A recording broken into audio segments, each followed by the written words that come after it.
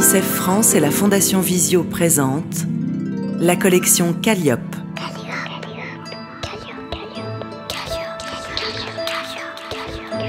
Des livres pour tous les enfants, y compris aveugles ou malvoyants. Chut, écoute.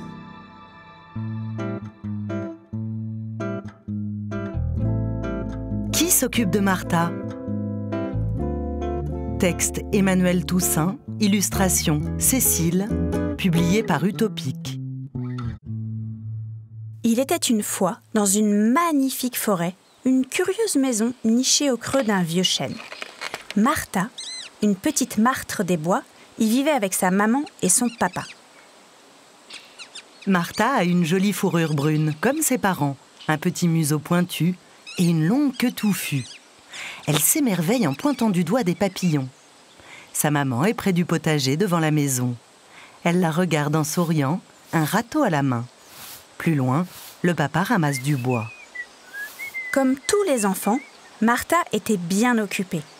Elle aimait s'amuser avec ses peluches préférées. Il y avait Chaud Doudou, Grand Doudou et le plus précieux, celui que Martha emmenait partout, Petit Doudou.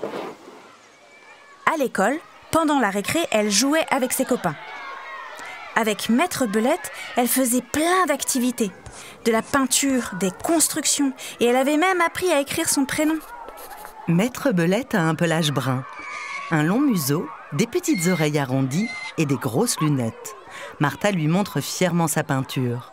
Ses camarades, un mouton et un lapin, peignent tranquillement. Et au cours de danse de Madame Corneille, elle virevoltait comme une petite abeille. Maître Belette lit une histoire à ses élèves, ravis. Seule Martha, inquiète, l'air absent, serre son doudou contre elle. Mais quand arrivait la fin de la journée et que la cloche allait bientôt sonner, Martha était toute agitée. Elle sentait sa tête chauffer. Elle n'arrivait plus à écouter les histoires de Maître Belette et surtout, elle ne pouvait pas empêcher ses jambes de gigoter. Dans son corps, dans son cœur et dans sa tête, c'était comme une tempête. Est-ce que papa va venir me chercher ? Est-ce qu'il va rentrer ce soir ? Est-ce que papa et maman vont encore se disputer ? Est-ce que je vais me faire gronder ? Toutes ces questions inquiétantes envahissaient son esprit. Au contraire, quand le calme régnait et que ses parents étaient apaisés, il l'emmenait parfois dans la clairière pour le goûter. Martha profitait pleinement de ce bonheur sur fond de ciel bleu. Ces jours-là, c'était gâteau aux noisettes et chocolat au lait. Ils jouaient tous ensemble au loup caché jusqu'au moment où son papa finissait par la trouver. Ces jours-là, la famille allait bien et Martha faisait le plein de câlins. Malheureusement, le plus souvent, comme le redoutait Martha, une colère majuscule surgissait et déchirait le ciel bleu sans nuages, transformant maman, métamorphosant papa. Dans leur maison, les parents se disputent fort. Ils sont dans leur chambre, la mère étendue sur le lit, le visage douloureux. Le père debout près d'elle, le poing serré, le visage déformé par la colère. Dans le salon, un tabouret a été renversé. Des bouteilles d'alcool débordent de la poubelle. Certaines traînent même sur le sol. Dans sa chambre, Martha, cachée sous son lit, pleure à chaudes larmes. Dehors, Monsieur Sanglier, qui passait par là, jette un coup d'œil par la fenêtre, l'air embêté. Alors, plus de jeux, plus de câlins, plus rien. Que les cris, les yeux qui roulent sur les visages tordus, et la terreur qui embrasait son corps, son cœur et sa petite tête de martre des bois. Ces jours-là, Martha serrait ses peluches contre elle et se bouchait fort les oreilles. « Je veux maman », suppliait Petit Doudou. « J'ai peur », gémissait Chaud Doudou. « Je vais taper, je vais crier », rugissait Grand Doudou. Martha, elle, ne disait rien, mais à l'intérieur, tout au fond, elle tremblait. Les habitants de la forêt, très inquiets de voir la petite martre dans ce triste état, se rassemblèrent. « Martha ne va pas bien », commença Maître Belette. « Elle a trop souvent peur. » « Et la peur empêche de bien grandir », affirma Docteur Ragondin. La peur fait mal au petit cœur, ajouta Madame Hérisson. Mais comment peut-on l'aider ? S'interrogea Monsieur Sanglier. Demandons conseil, proposa Madame Corneille. Dans le monde de la forêt, le plus sage des animaux était un très vieux hibou. On appelait l'ancêtre à la rescousse lorsqu'une grosse colère se dressait soudain entre des habitants. Lui seul était capable de trouver la solution la plus juste pour chacun. Maître Hibou, vêtu d'un élégant gilet rouge, est tranquillement assis sur une souche d'arbre, la patte appuyée sur une canne. Des livres autour de lui. Il a de grands yeux ronds, un pelage gris et un petit bec crochu.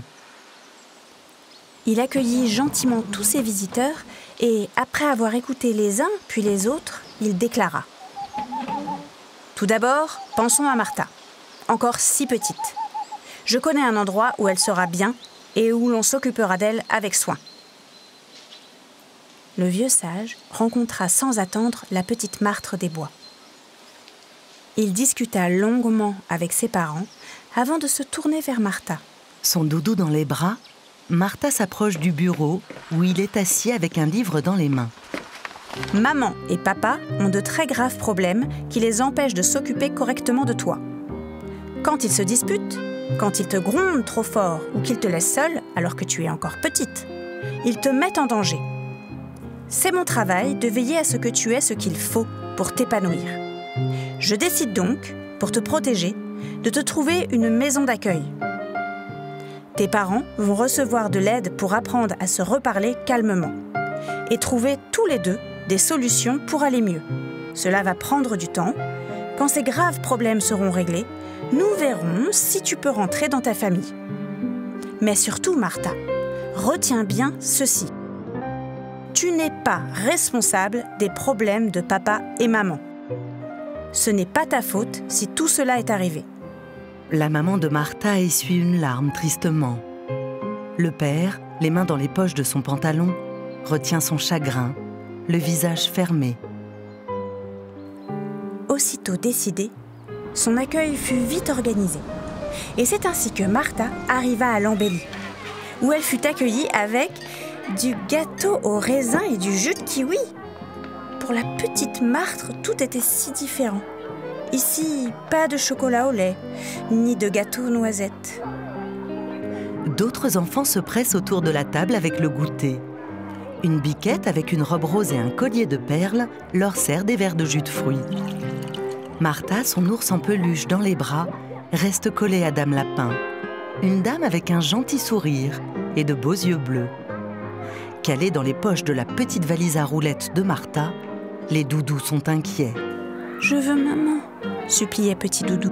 « J'ai peur », gémissait chaud Doudou.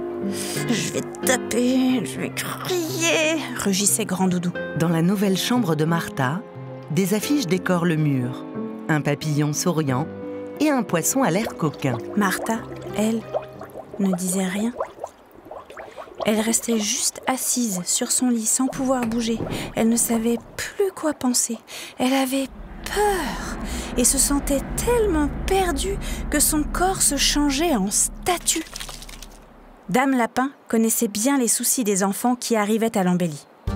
Elle s'installa auprès de Martha avec beaucoup de douceur.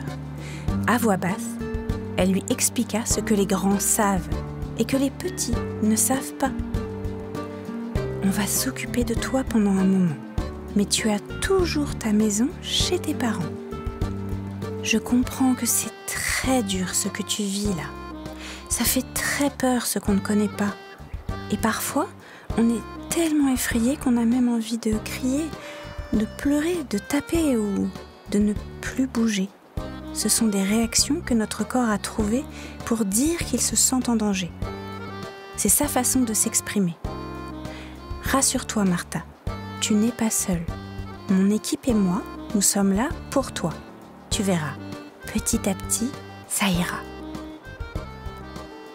Progressivement, Martha se laissa envelopper par ces mots rassurants. Elle sentit son corps, son cœur et sa tête se calmer tout doucement. Plus tard, Dame Lapin prépare le déjeuner. Les enfants se pressent joyeusement autour de la table. Une petite tortue, une taupe avec des grosses lunettes, une petite chatte, un écureuil et un chien. 2 petits poussins jaunes dorment tranquillement dans un panier. Martha, son doudou serré contre elle, reste collée à la rassurante Dame Lapin. À l'embellie, Dame Lapin était très patiente. Elle savait que la petite Marthe et ses doudous avaient besoin de beaucoup d'attention, de temps et de douceur, pour retrouver confiance et avoir moins peur. Effectivement, Martha s'habituait peu à peu à vivre ici. Elle commençait même à aimer le jus de kiwi. Elle connaissait le prénom des adultes et de tous les enfants. Et maintenant, elle savait où l'on rangeait les brosses à dents. Un jour, elle prépare un gâteau aux noisettes avec Dame Lapin. Elle mélange le beurre et les œufs en souriant. Petit Doudou est assis paisiblement contre la bouteille de lait. Dans sa nouvelle école, Martha se fit plein de copains. Elle s'inscrivit aussi à l'atelier danse. Danser la rendait légère et joyeuse. Martha s'amuse avec ses nouveaux amis. Debout sur un tapis de danse, elle lève une patte et les bras avec un grand sourire. Ainsi, jour après jour, nuit après nuit, la vie de Martha et des doudous s'organisait entre papa-maman et l'embellie. Elle avait son album où il y avait toutes ses photos et sa frise du temps pour compter les dodos. Un autre jour, Martha est dans la clairière avec ses parents. Elle leur sert du thé avec sa dinette. Les doudous sont posés près de la maman, assise sur une couverture, étendue dans l'herbe. Désormais, les rencontres avec ses parents étaient plus détendues. Martha souriait de nouveau. Elle était heureuse de ses retrouvailles. Elle faisait de la pâte à modeler avec maman et avec papa. Elle chantait à tue-tête. Puis le trio se régalait du fameux gâteau aux noisettes. Même si parfois, dans le corps, dans le cœur et dans la tête de Martha, c'était encore la tempête. Elle savait qu'elle n'était plus seule. Hibou veillait sur elle pour la protéger et Dame Lapin serait toujours là pour la consoler. Le soir à l'embellie, Martha est dans son lit avec ses doudous. Dame Lapin vient gentiment lui dire bonne nuit. Depuis ce jour, Martha a découvert qu'un cœur c'est grand, si grand qu'il y a de la place pour beaucoup de gens. Les copains, les doudous, toute l'équipe de Dame Lapin et bien sûr, papa et maman. Assise dans l'herbe, Martha regarde un album photo, les yeux brillants. Sur l'une d'elles, c'est 3 doudous. Sur une autre, ses parents souriants. Sur une autre encore, elle rigole avec Dame Lapin. Et sur une dernière, elle rit aux éclats. Une audiodescription écrite et interprétée par Dune Cherville, avec la voix de Marie-Félix. Création sonore, Alexis Robin. Pour la Fondation Visio, qui vient en aide aux enfants et adultes déficients visuels, et pour UNICEF France, dans le cadre de son prix UNICEF de littérature jeunesse 2025.